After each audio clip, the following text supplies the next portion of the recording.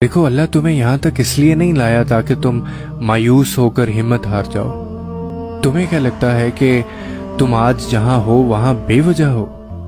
تم خود یہاں تک نہیں پہنچے ہو بلکہ تمہیں یہاں تک لایا گیا ہے۔ تم نے بے شمار تکلیفیں آج اس مقام تک پہنچنے کے لیے برداشت کی ہیں۔ اتنا سفر طے کر لینے کے بعد آج جب منزل تمہارے سامنے کھڑی ہے تو تم کیوں ہار گئے ہو؟ اتنے کٹھن صبر کے بعد اب جب صلہ ملنے کا وقت ہے تو کیوں راستے میں ٹھہر گئے ہو؟ اٹھو، اب تو سفر ختم ہونے کو ہے۔ اب تم منزل کی نہیں بلکہ منزلیں تمہاری منتظر ہیں۔ اب تمہیں معجزوں کا نہیں بلکہ معجزوں کو تمہارا انتظار ہے۔ اب کن تمہاری ایک آخری دعا کا ارادہ باندھے ہوئے ہے کہ یہاں تم مانگو اور وہاں تمہیں منہ سے نکلی پہلی فریاد پر نواز دیا جائے۔